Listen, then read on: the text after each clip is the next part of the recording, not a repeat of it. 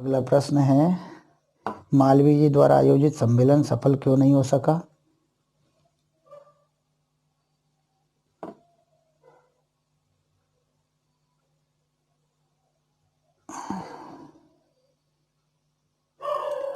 लिखा, मालवीय जी द्वारा आयोजित सम्मेलन सफल क्यों नहीं हो सका? सन 1932 में मालवीय जी ने एकता सम्मेलन आयोजित किया था। उसमें देश के मशहूर नेता आए थे। उस सम्मेलन के सफल ना हो पाने का मुख्य कारण तो ब्रिटिश सरकार के राजनीतिक दांवपेच थे, लेकिन यह भी एक विशेष कारण था कि मालवीय जी स्वयं समय के पाबंद नहीं थे। वे देर से आते थे, तब तक ठीक समय पर आने वाले नेता चले जाते थे। सभा सम्मेलनों में समय के संबंध में क्या देखा जाता है? सभा सम्मेलनों में प्रायः समय की पाबंदी नहीं मानते। सभा सम्मेलन बैठकें आदि समय से प्रारंभ नहीं होती हैं। यह स्थिति सारे भारत में है। उड़ीसा में तो निश्चित समय से 2 घंटे बाद बैठक प्रारंभ होने की परंपरा ही हो गई है। समय की पाबंदी अब अपवाद बन गई है। दीर्घोत्तरी प्रश्न, वक्त सबके लिए बराबर है पंक्ति को श्रीमन नारायण ने किस उदाहरण से समझाया है? किस उदाहरण से समझाया है देखते हैं। श्रीमन नारायण अग्रवाल ने समय के महत्व को किस प्रकार दर्शाया? लेखक श्रीमन नारायण अग्रवाल ने समझाया कि समय धन से भी मूल्यवान है। धन तो श्रम द्वारा बढ़ाया जा सकता है, लेकिन लाख प्रयास करके भी समय ना घट सकता है ना बढ़ सकता है। धन की कीमत रोजाना घटती बढ़ती है। बैंक जवाब दे दे तो करोड़पति मिनटों में खाकपति बन जाएगा। धन में अमीर गरीब, बादशाह कंगाल का भेद है, किंतु समय में आदर्श लोकतंत्र है, वह सभी के लिए बराबर है।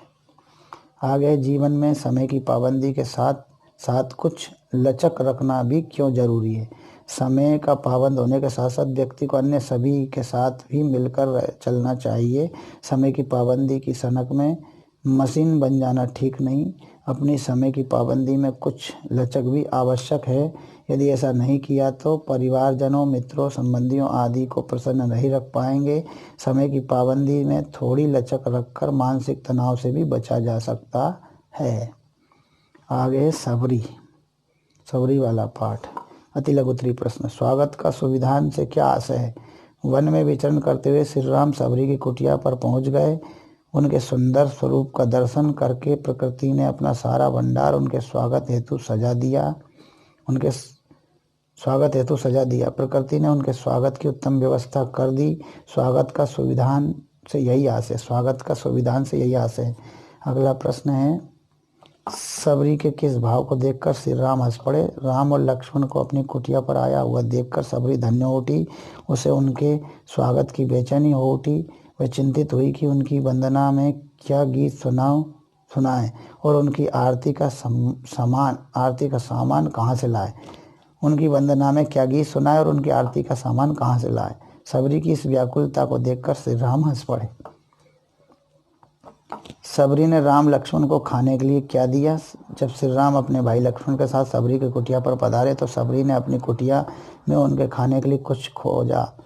उसे चुन चुन कर रखे मीठे बेर मिल गए। वे मीठे बेर ही सबरी ने राम लक्ष्मण को खाने के लिए परोस दिए।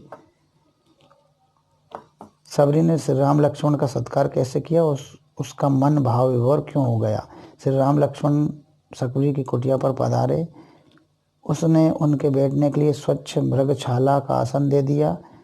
उसने उनको खाने के लिए चुन चुन कर रखे मीठे बेर केले के पत्ते पर परोस दिए। भक्तों को प्रेम करने वाले भगवान श्री राम परोसे गए मीठे बेरों को प्रेम पूर्वक खाकर अत्यंत प्रसन्न हुए। यह देख सबरी का मन भाव विभोर हो गया। उसका गला भर आया। सबरी कविता के माध्यम से सामाजिक समरसता का संदेश किस प्रकार प्राप्त होता है? सबरी कविता में अयोध्या नरेश, दशरथ के पुत्र राम और लक्ष्मण वनवासी गरीब सबरी की कुटिया पर पहुंचते हैं। सबरी भाव विभोर होकर उनका स्वागत करती है तथा उन्हें खाने के लिए चक चक कर मीठे बेर देती है। राम ऊंच नीच या झूठे का भाव बुलाकर या झा नहीं होना चाहिए, जा होना चाहिए, झूठे का भाव बुलाकर बेरों को प्रेम पूर्वक खाकर बड़े प्रसन्न होते हैं। सबरी तथा राम लक्ष्मण का यह पावन मिलन सामाजिक समरसता का संदेश देता है। यहाँ राजा रंग का भेद नहीं है, यहाँ राजा रंग का भेद नहीं है। 2 प्रश्न और हैं।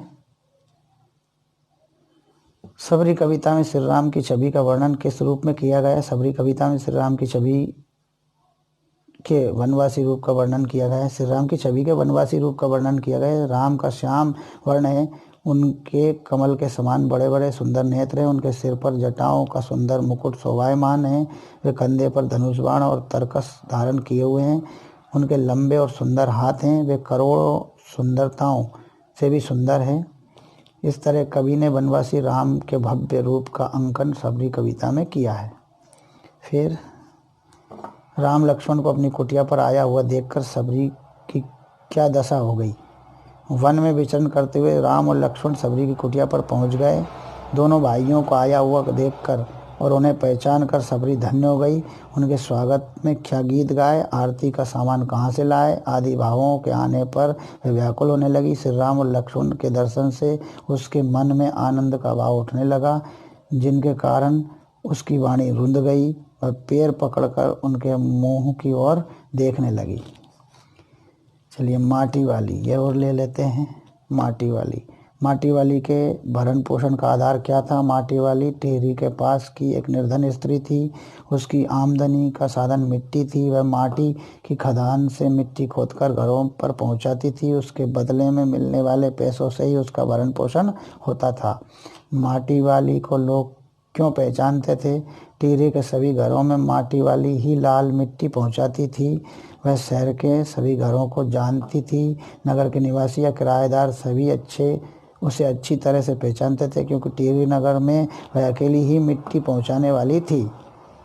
चलिए अगला प्रश्न का उत्तर है, माटी वाली कहानी का प्रतिपाद्य स्पष्ट कीजिए। माटी वाली कहानी एक निर्धन स्त्री की मार्मिक कथा है। टिहरी के घरों में लाल मिट्टी पहुंचाने वाली की पहचान उसका कंटर है।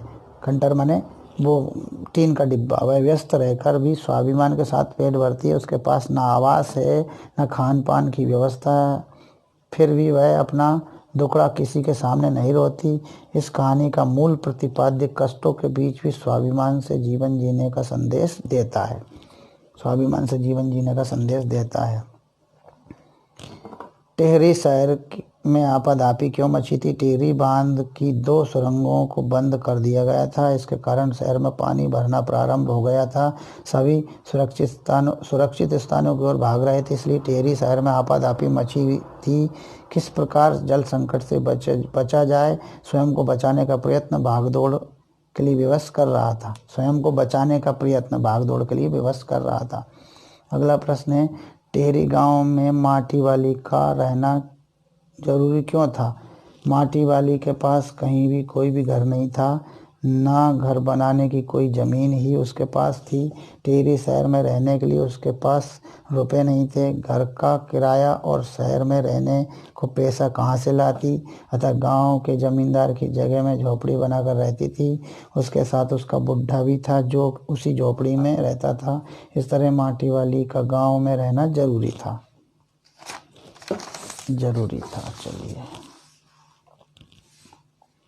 गरीब आदमी का शमशान नहीं उजड़ना चाहिए, यह बात किस संदर्भ में कही गई है? गरीब आदमी का शमशान नहीं उजड़ना चाहिए, इस कथन को स्पष्ट कीजिए।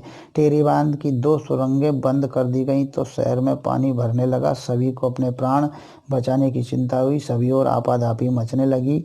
जल भराव के कारण शमशान घाट भी डूब गए हैं। उसी समय अपने बुड्ढे को खोने के बाद माटी वाली झोपड़ी के सामने बैठी है।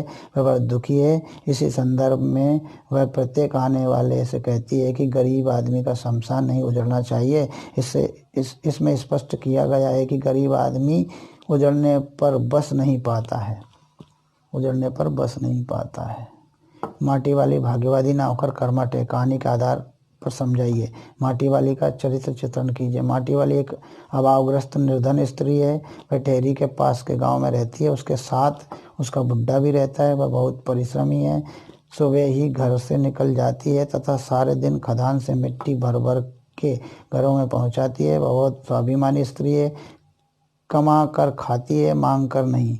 वह अपने दायित्व का पूर्णतः निर्वाह करती है। माटी वाली अद्भुत जीवन वाली स्त्री है, जीवट वाली अद्भुत जीवट वाली स्त्री है, पर भाग्यवादी ना होकर कर्मठ है।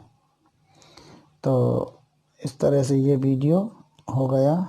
अब इसमें एक और ले लेते हैं पार्ट, तुम वही दीपक बनोगे। विष दरों को कीलने के लिए कवि कौन सी युक्ति सुझाता है? आज समाज में जहर घोलने के लिए तत्पर विष दरों को कीलने के लिए कवि ने रचनात्मक सुझाव दिया है। वे चाहते हैं कि आज का युवा वर्ग उस वाणी और व्यवहार की मीठी और मादक बीन को बजाए कि विष दरों का प्रभाव समाप्त हो जाए। दामन बचाना कवि को क्यों कठिन लगता है? आज सभी तरफ उन्माद, कटुता और तीव्र आग जल रही है। कटुता आदि की तीव्र आग जल रही है। उन्माद, कटुता आदि की तीव्र आग जल रही है। इसे और अधिक बढ़ाने के लिए अनेक दुष्ट तालियां लेकर या तीलियां लेकर तत्पर हैं। जलाने के लिए, आग जलाने के लिए तीलियां लेकर, आग जलाने वाली तीलियां, सीख की, माचिस की, ऐसी भयंकर आग से ही कवि को दामन बचाना कठिन लगता है। लघुत्तरी प्रश्न, कवि प्रतिपल सजग रहने की सलाह क्यों देता है? आज का सारा वातावरण जहरीला हो गया है। इसको और अधिक जहरीला बनाने के लिए बहुत से दुष्ट रूपी नाग मौजूद हैं। इसको और अधिक जहरीला बनाने वाले दुष्ट रूपी नाग मौजूद हैं। वे धर्म, वर्ग, जाति आदि के विषयों से भरे हुए विष फैलाने को तैयार बैठे हैं। ऐसी स्थिति में कवि हर पल सजग रहने की सलाह देते हैं। पोटली विष की भरी, का से स्पष्ट कीजिए। विषैले सांपों के विष की पोटली भरी होती है, जिसे वे डंक मारते समय उड़ेल देते हैं। यह विष ही काटने वाले पर घातक असर करता है। कवि का आशय है कि आज समाज में वर्ग, संप्रदाय, धर्म, स्वार्थ आदि के विष की पोटली बांधे हुए दुष्ट मनुष्य रूपी विषधर चारों ओर विचरण कर रहे हैं। वे समाज में द्वेष, कटुता, कलह का विष फैलाने को तत्पर हैं। तुम वही दीपक बनोगे कविता के आधार पर वर्तमान स्थिति में मानव संबंधों के बारे में कवि के विचारों का उल्लेख कीजिए। तो यहाँ पर यह उत्तर है। कवि मानते हैं कि वर्तमान समय में मानव संबंधों में बिखराव आ गया है। आपसी रिश्ते, व्यवहार, संपर्क आदि शिथिल हो रहे हैं। व्यक्ति स्वार्थ के कारण एकाकी हो गया है। पारिवारिक, सामाजिक, धार्मिक आदि सभी प्रकार के संबंध टूट रहे हैं। प्रेम, सामंजस्य का स्थान कटुता, विग्रह ले रहे हैं। इसी कारण आदमी के अंदर का आनंद समाप्त हो रहा है। दीर्घोत्तरी प्रश्न, अमावस की कालिमा से कवि का क्या तात्पर्य? अमावस की रात में चंद्रमा नहीं निकलता है, अतः सभी ओर गहरा अंधेरा छाया रहता है। अंधेरे में कुछ भी दिखाई नहीं पड़ता है। आज के समस्त वातावरण में भी बिखराव, कलह, स्वार्थ आदि का प्रकोप हो गया है।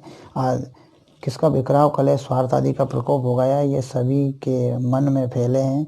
ये सभी के मन मेले हो गए हैं। सभी के मन में फैले और सभी के मन मेले हो गए हैं। इसी दूषित वातावरण को कवि अमावस की कालिमा कह रहे हैं, जिसमें सभी प्रकार के संबंध टूट रहे हैं। तुम वही दीपक बनोगे कविता का प्रतिपाद्य स्पष्ट कीजिए।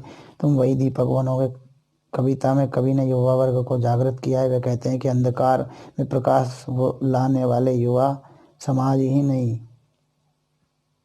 ही समाज की कटुता, विसंगतियों, युवा समाज ही समाज की कटुता, प्रकाश लाने वाला युवा समाज ही समाज की कटुता, विसंगतियों, दुख दर्दों को मिटा सकेगा। विभाजन, ईर्ष्या, द्वेष, तनाव आदि को समाप्त कर युवा वर्ग ही समाज में शांति एवं शीतलता का संचार करेगा। युवा वर्ग के मलय झोंकों से ही समाज में अमृत का लेप होगा, सर्वत्र आनंद का संचार होगा।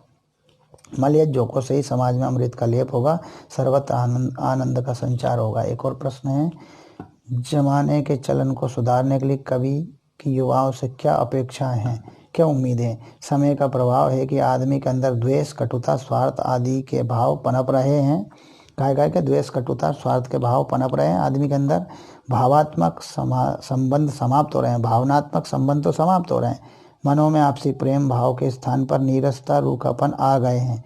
मनों में आपसी प्रेम भाव के स्थान पर नीरसता, रूखापन आ गए हैं। इससे सभी और बेचैनी फैल रही है। समय के इस प्रभाव को युवा वर्ग ही अपने सरस प्रेमामृत से भरी मनुहार द्वारा समाप्त कर सकता है।